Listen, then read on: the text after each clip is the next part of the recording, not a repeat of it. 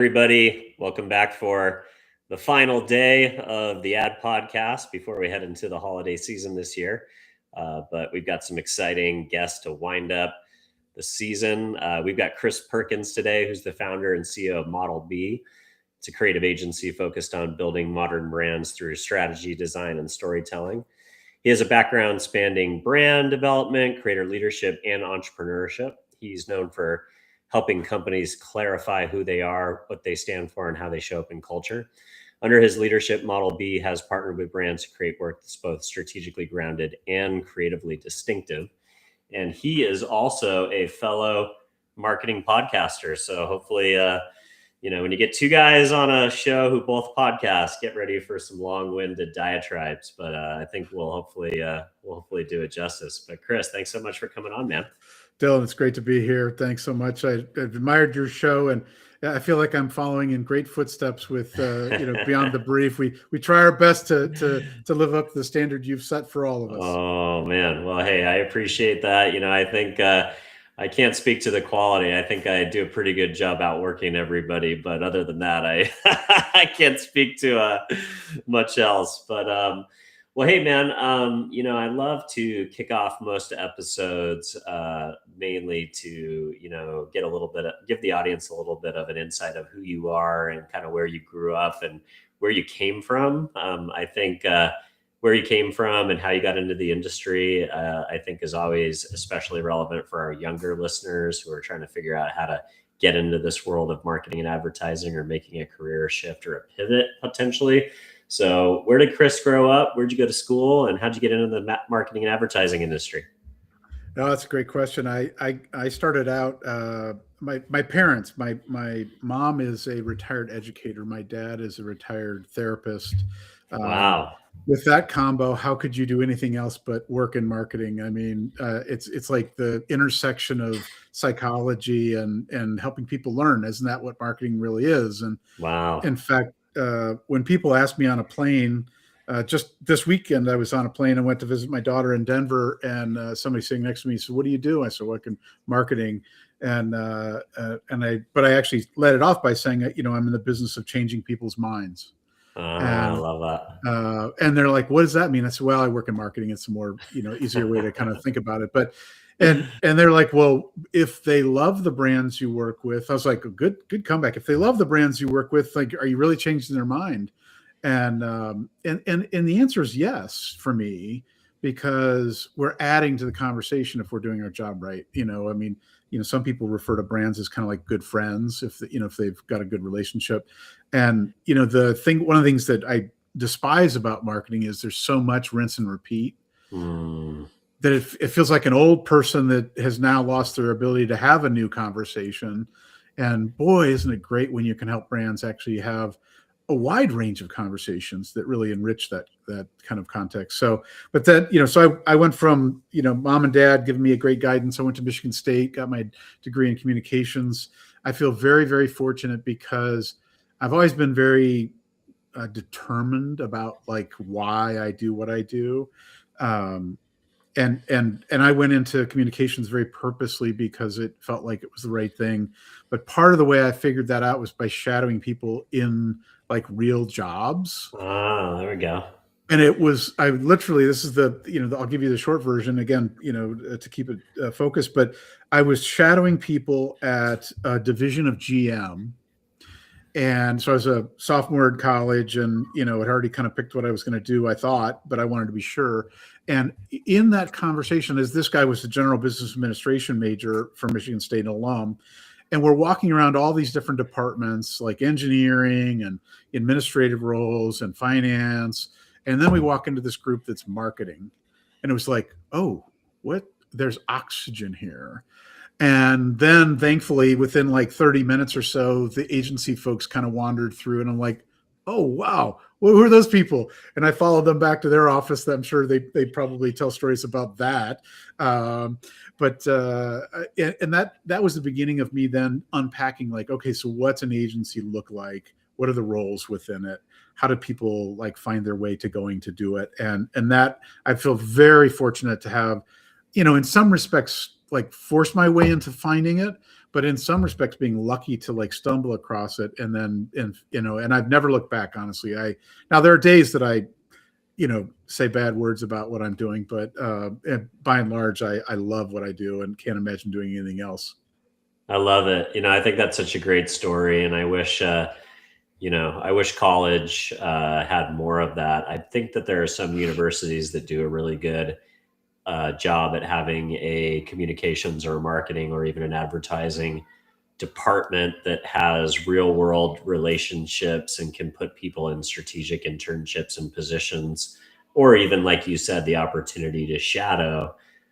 Because I think a lot of people, kind of find their way into agency life, especially on the media side, almost by accident, and lucky for them. But I think if more people knew that it was even a career option or something for them, you would maybe have more intentionality when young people are kind of trying to figure it out. And, or, like I've heard of some really great, like student agencies at colleges where, part of the advertising department is you work in the student agency and you do projects for small businesses in the community, or you do projects for, companies that are close by, or you do partnerships and projects for the university itself and the different departments. And I feel like that's a really great real world example of how to kind of get your pencil sharpened and to actually execute on some of the different roles and responsibilities with an agency that can prepare you for trying to figure out where your place in it is.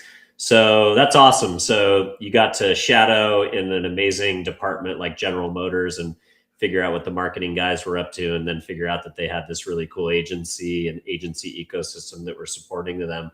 Did you end up going to work for one of GM's agencies? I didn't. I did talk to several of them. Of course, being in Michigan, in the Detroit area, there's a ton that end up going that way. And I did end up working at Bozell at one point in my career, and so worked on the Jeep and Chrysler international business and managed the Middle East, South Africa, and Latin America for literally only a year because while it was an amazing experience, I was on a plane like 20 days a month, and I mean, I was single at the time, and I could see that was going to continue to be the case. So I had to get out. I knew I had, for my own health and well-being, I had to get out. But yeah, I had a friend, Bruce Dundor, who was a creative director on the Spark business for Land Rover Jag.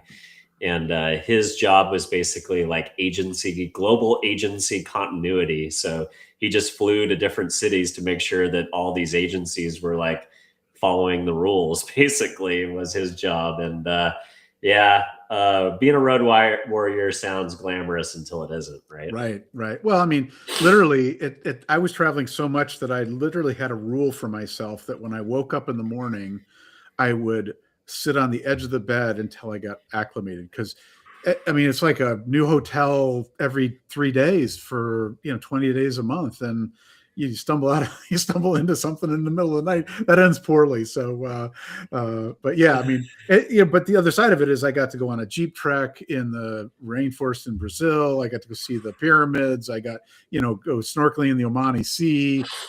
Not very many ad guys get those kinds of experience, but I also think that the people that do that for like 10 or 20 years, that's part of why the mortality rate for this industry is rough, right? So I got out before it killed me. Oh man. Yeah. I've been experiencing a shorthand version of that. I've been in travel media for the last year, and it's very global, obviously. And it's very, I call it like an inch deep and a mile wide, because you're dealing with hotels and tourism bureaus and airlines, and there's a lot of them. So over the last 5 weeks, I've been in London, Cancun, Cabo, and the Philippines. And yes, definitely fun moments, but like I'm still waking up at 4 a.m, like the jet lag, I don't know how these guys do it. They're on a plane every other week, or like what you did. Hats are off to you, because I'm still not fully back to normal yet. But so that's awesome. So you got to spend some time at Bozell. Any other notches in the belt that were formative that we should spend some time on before we get over to your current shop, Model B? Yeah, I mean, I've been very lucky. I grew up in Ogilvy, and and actually played a senior leadership role in the Warsaw, Poland office in 93, 94, and did, training, account leadership training in the region, which was amazing. I worked at Hal Riney and Partners back in the day when it became part of Publicis, and managed the HP business globally, which was amazing. Arnold along the way. I've been, Strawberry Frog, some really great shops, and very diverse, big and small, and some client side roles as well. I was the first CMO. Speaking of travel, I was the first CMO of Brand USA. Oh, wow. That's cool. Yeah. So definitely was on the road a lot for that, mostly domestically, but, we did our, kind of premiere in London. So I was on the stage in Banff or BAFTA, which most marketing guys don't ever get a chance to go there, right? It's their kind of hallowed halls of actor aristocracy. Getting to actually present to the media there was quite cool. I've worked globally probably half of my career, and we do at Model B do a fair amount of global work, and are actively pursuing tourism business as well. So I get the space, but yeah, I feel really fortunate to have had such a diverse mix of experiences, and work directly with Hal Riney, and and what a great experience briefing, a guy that, totally got it instantly, had great questions. It's kind of one of those experiences that you really cherish if you get a chance to do it. But I've been lucky across the line. I mean, I worked with so many amazing folks and brands, really, again, I can't imagine doing anything else. And I think that's the luxury of having been lucky enough to find the right place for me. I love that. So with Hal Riney, do you know what that shop became within Publicis? Like, did that turn into one of the other brands, or did it get absorbed? So unfortunately, like so many times when somebody sells, Hal was there for 3 or 4 more years, and then kind of exited, and then it became Publicis and Hal Riney, which is the beginning of delusion of the brand, right? And I don't think it exists today. I think it actually became PHR or something like that. And it's, when it starts to become an acronym, then it's, the road to relevancy in most cases. So, but I was there at a very interesting time. The place had done, early Saturn work that was notable for, was doing tons of Sprint work. We had HP, the personal systems group. We, I got to work on a bank that doesn't exist because it's been bought like many banks. We did, a campaign with Industrial Light and Magic, and, ran 2 60-second Super Bowl spots to support the launch of a major new initiative for First Union, which was a bank at the time that got, as I mentioned, bought up. So I learned how to push ideas super, super hard there, and to really obsess about, like, never resting on the work until you have to let it go. And seeing that happen from a group of people that ranged from planners to media people to, project management to studio work. I mean, the folks in the studio would even push it. I mean, it was one of those rare places I've ever worked where there was no dead wood. Like, everybody was pushing hard. And it wasn't like super. I mean, we worked hard, but we also, like, weren't killing ourselves. I mean, of course, I was younger then, so it's all relative. I suppose if I were doing it the way I did it then, I'd probably be killing myself. But it was a great, great experience in so many ways. Wow, that sounds really cool. Full transparency, I don't even think I've ever heard of that shop. So I guess that dates me maybe a little bit, but great to hear stories. I'm about to kick off a retrospective on DDB with 10 people who basically were at DDB during its heyday and are now major players in the industry. I feel like that was kind of one of those ones where it's like, again, like a very prolific founder attachment, where, you've got someone who literally wrote some of the books on the trade, and now they're sunsetting that brand. I guess it shows you, what a crazy world we're in, especially with the Omnicom IPG stuff. But I guess we we move on and we remember, the good times. Indeed, indeed. So tell me a little bit about, excuse me, a little bit about Model B. What was the inception? What was the moment that you were like, you know what, I'm done riding the merry-go-round and I'm ready to start my own thing. And here's what we're going to do and how we're going to be different. No, great question. I actually came in originally on the board. Oh, interesting. Yeah, the three founders were looking for somebody to come in as president, and what they really meant was a new business person. And I basically said that to them. I said, "Look, I think you guys are amazing, but a rainmaker is kind of this mythical creature that rarely ever really nets out the value that you think it will. I mean, there's very few, and new business is a team sport, right? First you have to have a clear idea as a positioning for the agency, and then you have to be able to demonstrate that and deliver it. And it's a team sport, right? And the agency was kind of a standard, solid, but nothing extraordinary digital marketing shop.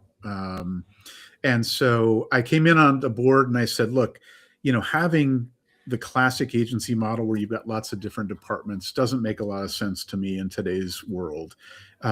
Instead, I think you should think about establishing relationships with outside shops that are specialists in certain things so that you can bring precision to the equation and take some of the friction out of the equation. And so, as a board member, I would, you get together every month and chat for an hour and have a cocktail afterwards. And then somebody has to go and, in theory, do those things.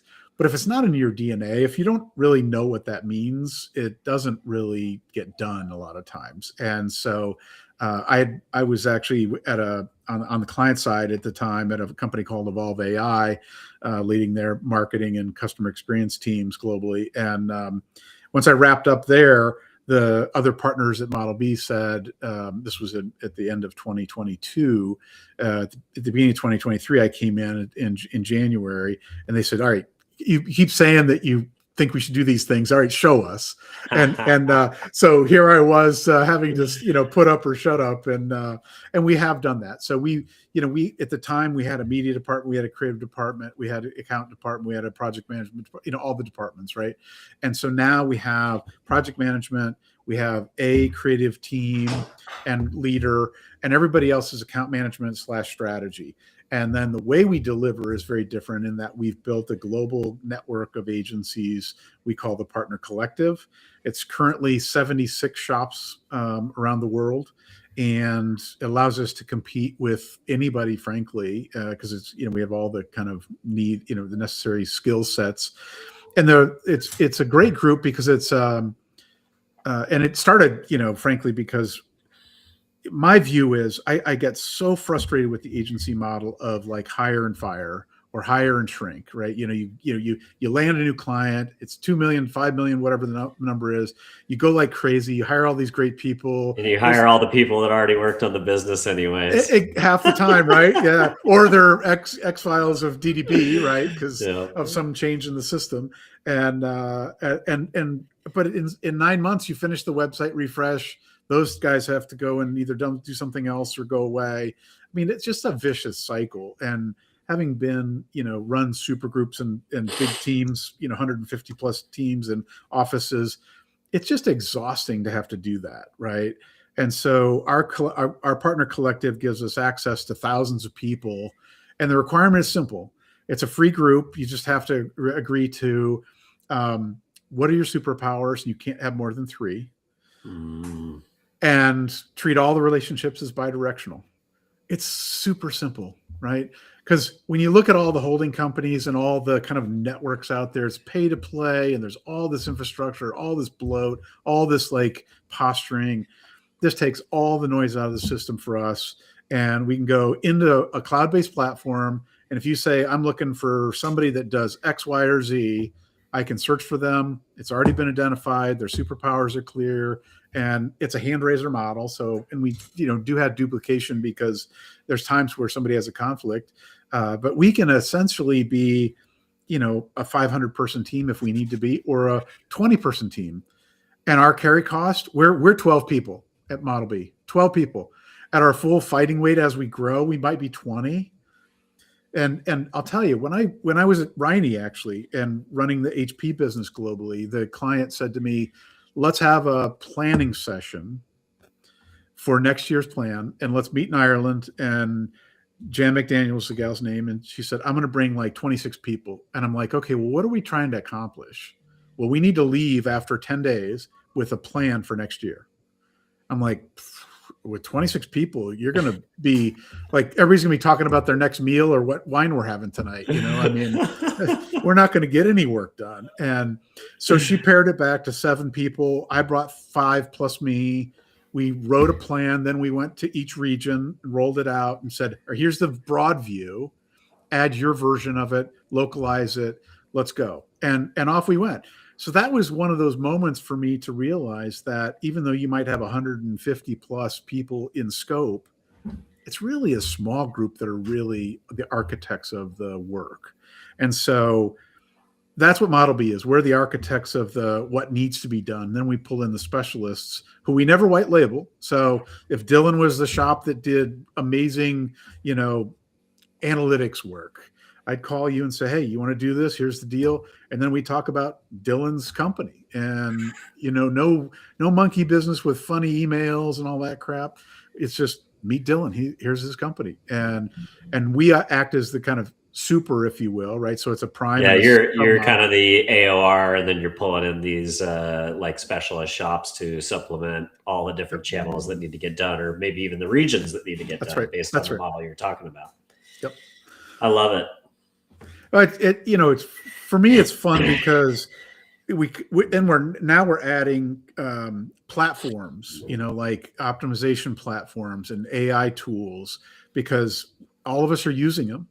And once we vet the right, you know, and find the right thing we need, or one of our clients might need, we pull them in. And the beauty is, because it's bidirectional, we're asking people to do like stuff for us, and they're asking us to do stuff for them. Like, what's the one thing that agencies suffer from most? It's getting business. So naturally, you've got 76 people that are like thinking of you first for something that they might need to get done. Like, to me, it's you know, we call it. There's a great book that was published about 2 years ago called Open Talent, and it talks about the shift away from these big, bloated, you know, kind of monolithic agencies and the way of doing work, and we love it. We're very excited about how it gives us agility, but precision and friction reduction, right?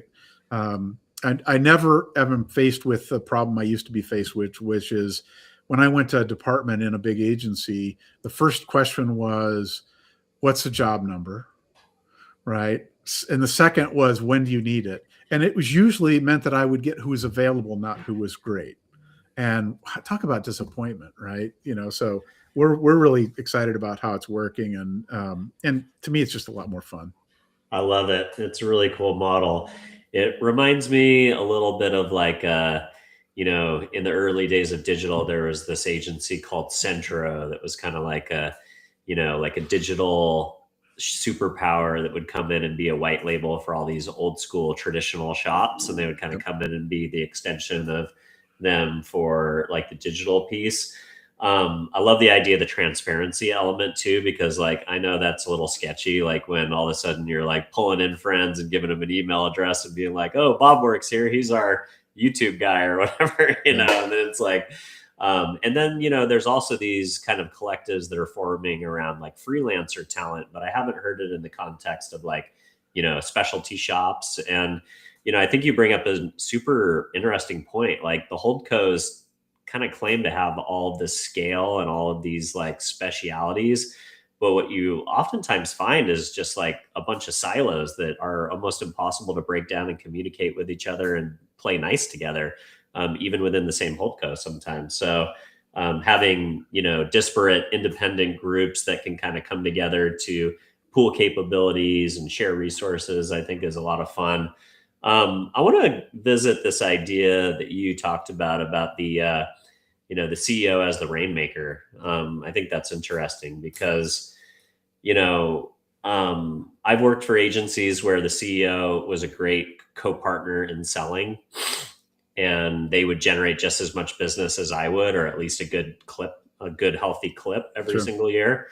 And then I've also been a part of agencies that brought me in, and then the minute I came in, they never touched the sales process again, and they were happy to be done with it. Yeah. What do you think is the CEO's healthy role in kind of that, rainmaker seat? And, is that what they should be focused on? Should they be focused on that for a percentage of their time? Or does it just mean that a agency that has a CEO that is the rainmaker just gets to save money and they don't need a chief growth officer or a chief business development officer, some equivalent? I mean, I think there's room for both, growth departments and leadership teams that are like spending the majority of their time and doing it. The reality is it needs to be done, right? And I think that as long as one of the things that drives me nuts about a lot of agencies is they're so quick to advise clients and talk behind the backs of clients about the things they should be doing differently. They're not innovative. The salespeople are the CRM's crap. And yet most agencies don't have their act together with that, or not as well as they should. And they don't drink their own Kool-Aid, so to speak. Well, exactly. And, so one of the things I try really hard to do for us, and with our core team is to be, as much as we try to think about like, how can we evolve and stay current and productive and innovative without it being bleeding edge that, nobody can even understand and adopt, and what's the right structure and how do we stay on top of that, right? So we're just as an example, we're a member of the Human Cloud, and the Human Cloud Matthew Mottola runs, and basically that's a group that represents major enterprise organizations and their pivot away from dependence on FTEs towards freelance. And so he's got a market map that actually maps out all the different kinds of sizes and shapes, from contract only to networks or hybrid groups like us, where you can tap services on a as needed project or beyond basis. And to me, I feel like, for Model B and the way we look at it is the more we can be aware of what's changing in the marketplace, advise our clients appropriately, but also do it for ourselves so that we can say to them, like, when I talk about like what, a lot of clients are like, we don't do outbounding like we used to. It's just not as productive. Well, it's probably because you're doing it wrong. I mean, and they're like, well, what do you mean? Well, here's how we do it, right? Here's exactly how we do it. We use Instantly. We have a very friendly, warm intro. We do a podcast that gets our name out there. Content is king. Community is king. If you're not doing those things, then forget about it. And why? Because, would we do PPC as our, kind of lead generation? No. Would we rely on SEO the way we used to? No. But we don't tell our clients to do that either, right? So I think that's the key for us. But honestly, I do think that, I've worked in big shops where there was a new business team and very discrete roles. And I love that. And I participated in that, both in that department as well as in leadership over kind of running accounts. And as long as there's a smart, committed approach to it, I don't think that either of them are wrong.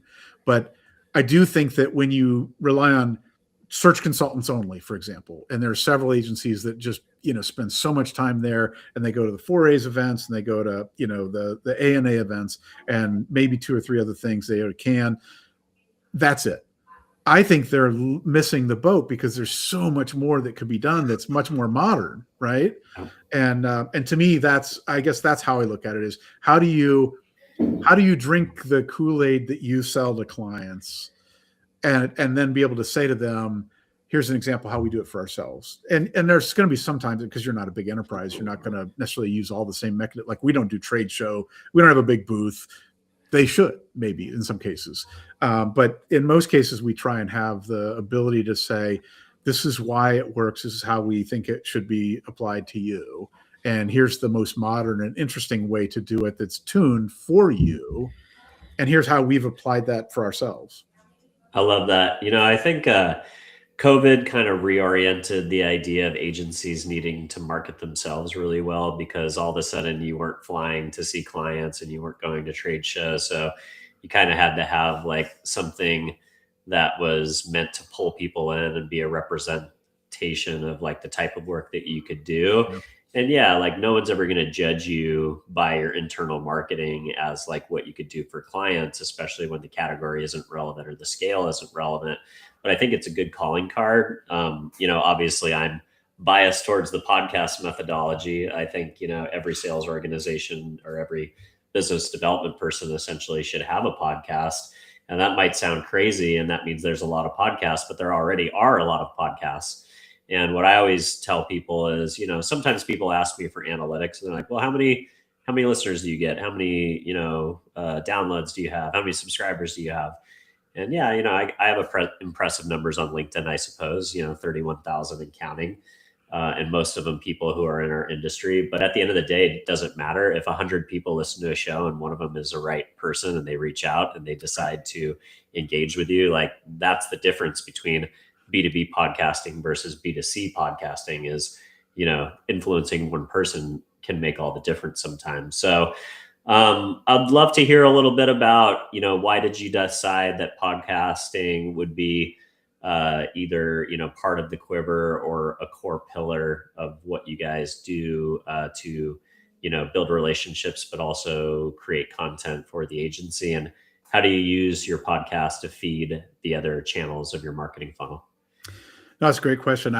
When I think back to the one of the more productive approaches that I've done in the past, largely most of the time at a larger agency, would be co-presenting at an ANA conference, right?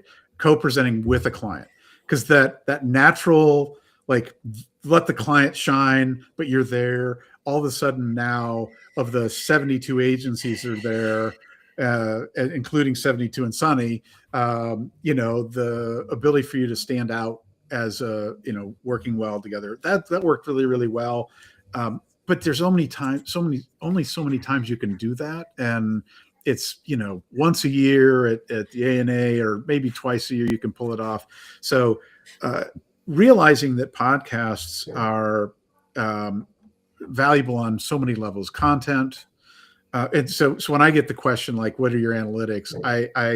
My answer is, we see clients realizing the benefit of LLM visibility around a topic of current interest tied to their brand because of the transcript and the distribution of the podcast alone. Okay. Do you want me to say that there's 1 million listeners? Or don't you only need one? And I'm asking you for 1 hour of your time. And they're like, that's a really good point. Like, and so we started ours in May of this year, of 2025. And I feel really lucky because, I'm like the dog that caught the car. We started it. We literally are booked through June of next year with a guest a week. We actually have done and we make sure we maintain the integrity of doing it right. And so we promote it right. We produce it right. The quality of it, but we don't over-index. I mean, it's not a Hollywood production, right? It has a grainy, grittiness to it, a realism. Still a little bit of DIY. That's right. Well, and it's not meant to be highly produced. It to me, that just takes away from it. It takes the realism, the authenticity away. But it's been a fantastic and the ability for me personally, as the person who gets to interview all these great folks, I love it. I mean, I've learned so much about business models, and I mean, I've had guests from two-sided marketplaces, super interesting. And the way that the tariffs have impacted lots of different companies, it's given me visibility to things that I would have otherwise never picked up, because it's not in the media. It's not, a lot of that good stuff is just not available, especially in a 40 character tweet. It's hard to get to the good bits. So we love the podcast. It's been a great way to connect with brands that ultimately are talking to us about working with them. I love it. I love the relationship aspect. I love the aspect of continual learning. I've had similar, conversations where I walk away from the podcast. I'm like, man, I should go invest in XYZ right now. I feel Right. like I have secret information, not proprietary information, secret information. Right. Right. One thing I wanted to ask you, I'm in a bit of an interesting situation because mine is independent. And yes, I provide business development services to agencies from time to time. But I've had some conversations with presidents of holding companies being like, man, Dylan, I wish we could do what you do. But the problem is, every time we try and launch a DIY podcast at the agency, all the creatives get in the weeds and get obsessed about the production value. Exactly what you were just talking about. They like poo poo the fact that it's like DIY or like streamed, and they want it to look like a TV show. And then we lose the intention and the timeline gets messed up and it ends up costing too much money. And then the whole thing goes in the garbage can.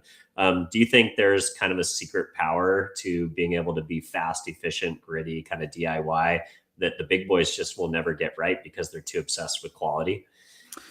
I mean, I think it's a combination of things, right? I think, one of the things that the bigger organizations suffer from is there's such big multi-silo teams in so many ways that as much as they might advise their clients to be really tight on their customer journey and kind of messaging across the journey, and they're terrible at it themselves, right? They just suck at it. And so, I mean, I think, and I also think that a lot of times the time intensity of doing it and doing it right and doing it with authenticity, it does take some time, right? You have to dial in. You can't, I mean, to me, the best conversations, you have done at least some superficial digging to find at least one or two nuggets that are like almost unexpected. Like I love to find those things that are, that they're a little surprised when I ask them. But now I never have a gotcha, right? It's never a gotcha. And it's all about making them look smart and feel great. But I think agencies they just suffer from their own inability to get out of their own way.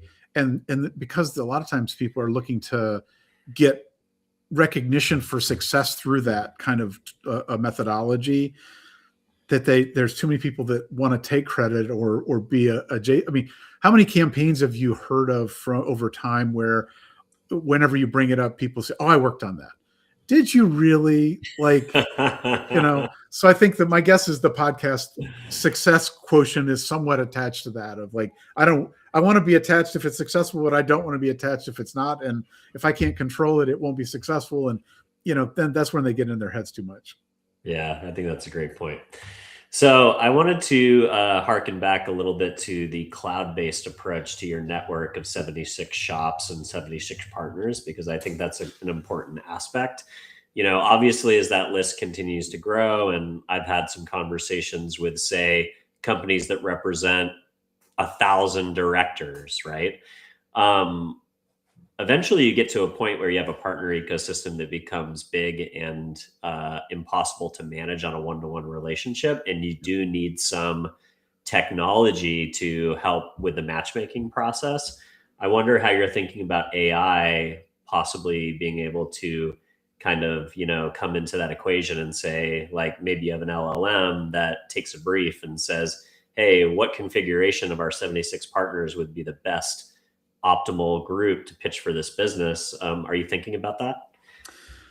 Haven't thought about it quite that way.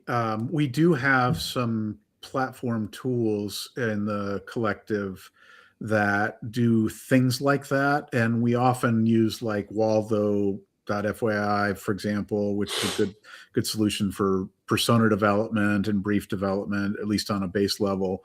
And we use lots of tools for deep research and other things. But so our collective is on the Collective OS platform, which is an independent company.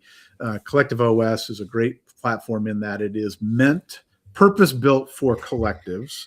And so think of them as concentric circles. Our collective is there, but there are others as well. So because we can ask of just our partners, or we can actually ask beyond that.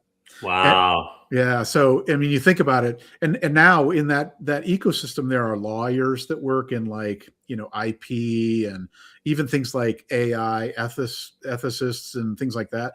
But in the year ahead, I'm really excited because the next generation of the platform is actually where clients can go in and start to build their dream team. And they start with a brief. They're called opportunities. So, and it's because it's a hand raiser model. There's no like they can say yes or no on both sides, right? And to me, that's one of the things that I think keeps a lot of people away from a lot of platforms is like once you put it out there, you kind of need to say, yeah, I'm going to work with you, right? I've gone through this much time and effort. I kind of need to at least try you.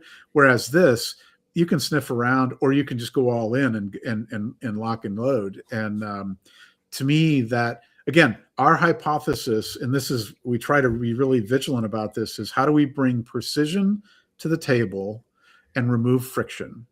And friction often shows up in how do you vet talent. And then, so one of the things we do at Model B even is when we act as the super or the kind of, let's say that, we kind of refer to it as the movie making model, right? So we're the executive producer for the film and it's an action film. When we brief the team that's going to work on it with us, we brief them exceedingly well, because one of the big problems in using contract resources, that ramp time. And so we have a very rigorous, thoughtful approach to doing that, so that we take a lot of that risk of using somebody that hasn't worked on pharma for 10 years or worked on, this specific brand, because we have the brand guideline, we have the strategy plan, we have the framework, we have all the details they need, so they get right into it right away as quickly as possible. But back to your original question, I mean, I think that we'll start to use more and more things like that to speed the ramp time up, to then give humans more time to think about the stuff that they bring that's the secret sauce. But I think it'll take a lot more forms than that. So, there's lots of different ways to look at it. I love it. Something you said before about the the event marketing thing, the A&A kind of present with a client. I was curious. I've had two situations in my life where I co-presented with my largest client at the time. Kind of my quote unquote whale. Yeah. In one instance, I know for a fact that the client met a competitor at that presentation and then unhooked me from the business. Yep. And I know that in another situation, I brought my client to another event and it was like a pack of ravaging wolves. And I ended up spending more time on defense than I did on business development. And I ended up, it ended up just being a big boondoggle for the client. And it was great for client, appreciation, but it didn't end up generating any business because I was so defensive or so much playing defense. Do you think that's a limited mindset around, being too small, thinking too small, and thinking that there's like not enough out there to go out and everybody can win? Or is that a genuine concern? I think it's a genuine concern. I mean, those ecosystems are built for people getting in your way, right? And who has all the power in that? The client. And somebody wearing a sexy outfit all of a sudden, I mean, it's, and look, I mean, this business is, in the way that agencies are selected, it's very, illogical. So yeah, it's subjective to say the least. Right. Yeah. And so half of it's being at the right place at the right time. And so you either create that or you create enough of a moat, which I would argue going to a lot of these major events, building a moat, the moat's gone, I mean, and unless you're very, very, very, very well known for something and you can play that lead and then kind of build and curate those around you. Because one of the things I think a lot about is, having worked on big global accounts, is how do you support the client in refereeing between all their roster shops? Because one of the, David Baker talks a lot about, the three things that matter most to, the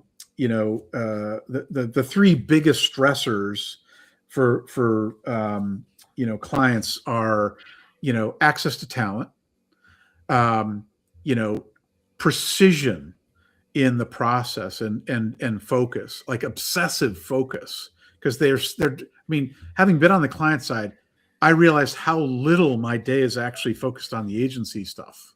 It's like 5% of my, 120%, because you're working your ass off. So I think back to your question, I think it's hard for an agency to own and control that. But I think if you can be a thought partner at the strategy and prove to them you understand how to make their business successful, and that's what you're focused on, not necessarily winning a lion or whatever award of the moment. Although, certainly there's a place for that, but that's a byproduct of doing well, not necessarily the reason for, in my view. But you need to create that clarity of your positioning and your value proposition. Otherwise, you're always under assault. And even then you are, right? I mean, we've lost accounts because of acquisition. The podcast, I've recorded 3 episodes since May that I had to redo because they changed jobs, or I'm going to redo when they get their new job. Yeah, totally. And sometimes it's as simple as, some transient leader comes in and makes a big change, and then she's off to the next thing in a year anyways. And, you're still there, and your original client's there, but, there was some transient leader that came in and came out pretty fast. But, yeah, crazy times. I suppose there's no perfect way to defend. I try to think of it as like the world is, it's a generosity based world. And, when one door closes, hopefully another opens. And I try not to be too much of like scarcity mindset, but I think you also have to be realistic too. 100%. 100%. All right. What's something that clients ask for often, but you don't think they actually need? Well, I think we get asked the wrong question a lot. So, one of the things we think a lot about is actually backing up to the business model and how what we're being asked is going to support their relative success and the impact. And in some cases that frustrates them.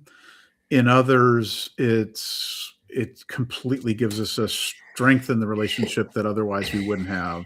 And to me, it's worth the risk of doing that to make sure we're being asked the right question. It's funny because there's a few areas that we hit on a lot. Like one thing we often ask clients is, when was the last time you updated your analytics environment? And usually the question is like, they come back and say, well, what do you mean?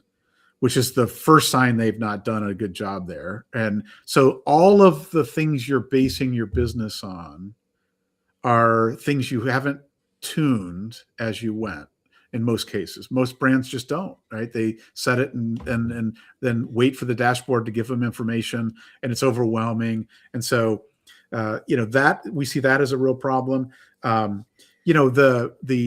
other thing that we push clients to do is to make sure that organizationally, the things that are holding them back get addressed. And that, instead of marketing trying to get credit for the impact that marketing has in the kind of paid advertising sense, which you need to do. But one of the things I've seen be incredibly successful is, what is the talent team? What's the talk track for the talent teams, like hiring people? What are they saying to the people that are coming into the company? Is it the right message? Is it on brand? 90% of the time it's not. So you think about the value, like we talk about that, that it's like the opportunity cost of getting that wrong is massive, because we do great ads and people come in and the customer experience is shitty. I can't fix that unless we diagnose those internal problems to get them in a better place. In which case, now all of a sudden, if they're hiring people on the right premise, they come in on the right premise, they deliver the right idea, and then everything you do is additive instead of, a barrier potentially in the journey. And so we think about things like that all the time, and try really hard to ask better questions and to do it without the clients feeling the burden of having to stop like, I know I need this thing. Can you just give me goddamn, do the thing I asked you to, because I think agencies are notorious for sometimes, twisting the obvious. Like, I just want a goddamn brochure. Like, give me the brochure. Yeah, I think you're right. Especially agencies that are always trying to talk you into a TV spot, right? Right. Exactly. Yeah. Can you share a project that fundamentally changed how you think about strategy or creativity? I'll harken back to a hospital group I worked on a long time ago. It was the Ohio State University Medical Center. I was very fortunate to work with a team at a Midwest agency that is now morphed into other things these days. But they were building a new heart hospital, and we were there on campus to visit the new heart hospital. And our team was like walking around, and one of the things we experienced was this general like weird vibe. Now, it's a big university hospital, so it's a big campus. There's a mixture of students and professionals and patients and all the things, right? And we observe this. We go back to the agency, and we all had this feeling. And when we sat down together, we're like, "What is going on? Like, why is something off?" And it wasn't like just that time. We noticed it like over a couple of different visits. And what we figured out was that this big campus, like so many hospitals, had terrible signage. So every single person was being disrupted 1,000 times a day. Where's radiology? Where's parking? Where's the flower shop? I mean, you can imagine, like, you're trying to save lives or get to class, and that was killing people. So to me, our podcast is Beyond the Brief, and I often think about, like, where do you stumble on these things that make a big difference, that are either marketing or marketing adjacent actions that need to be heralded. They need to have their moment in the sun. And so we fixed the waypointing. It was like sunshine and oxygen. And I mean, everybody was happier. I mean, and so it wasn't even the plan. It wasn't why we were there, but it was a fantastic outcome in the end, and resulted in, a much happier client. And when you're competing with all these other hospitals, you have to get the fundamentals right. And a lot of times we just overlook them. Yeah, it's crazy. Sometimes it's pretty wild, like the low hanging fruit that you uncover, just bringing some outside help in to go through the user experience, whether it's walking around a hospital or clicking through a platform or trying to get to checkout on a website. It's amazing what the little things and the fundamentals can do sometimes. What advice would you give founders trying to build a brand from scratch today? There's a lot of side hustlers out there. There's a lot of aspirational entrepreneurs. And I feel like with creator-led brands and AI, it's never been easier, but because it's never been easier, it's never been harder. Yeah, I mean, I think, you have to realize, I think, in today's world, that in 99.9% of the cases, the products or service that you're going to offer is not the magical thing you think it is. I mean, there's so few disruptive unicorn, marketplace shift ideas out there. So what you have to do is be very, very clear and intentional about your culture, the belief system you're representing, the team that you're building culturally, because that's the defining factor, because product and service can be matched in almost every case. So culture is not matchable. It's distinct. It's, everybody's just enough different and that's, every personality is its own distinct thing, and creating something that's magnetic in a very clear way, and then delivering a product or service through that lens is the key, regardless of what category, what space you're in, whether it's going to be massive or, the next thing in pizza. I mean, it's the culture, the experience, the people, and the energy, and guarding that and honoring that with integrity and authenticity is the absolute, the key to any of those trying to start something. And to know what you're good at and what you're not good at, and to be comfortable. I mean, most founders, need to be kicked out of the seat of leadership into some secondary role or some, kind of, and I love it when I see a founder that moves into technology or moves into, whatever it is that's not being CEO. And the ones that are happiest because they knew it was going to happen, and they can plan for it, and they can make sure that culture stays intact, and that premise of what they were building, the difference they wanted to make in the world, kind of comes through. And to me, that's the magic of it. But yeah, because the people that think that they can build a better mousetrap that's going to endure time, I feel so bad.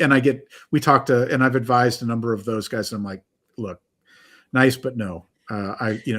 Sorry. I hate to burst your bubble, but there's 10 other of these in the same incubator. Like, just, let's not kid ourselves with that.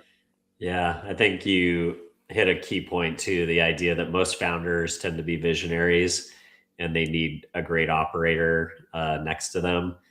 And, the ones that tend to be greatly successful are the ones that step aside and bring in a great operator to be behind the scenes and not be the focal point, because great operators generally don't want any attention, right? It's like the Walt Disney and the Roy Disney analogy, or there's so many, Warren Buffett and his partner, who I can't remember the name of right now, Charlie Munger, because, and usually you have a hard time remembering the second guy because they're great operators. That's right.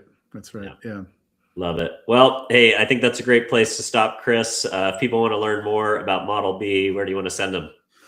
Just modelb.com. You can find us there. We're also on LinkedIn, but and all the socials as well.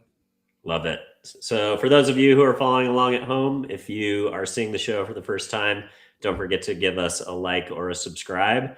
If you're listening, an honest review on whatever podcast platform you happen to be listening to is how we find a larger audience organically.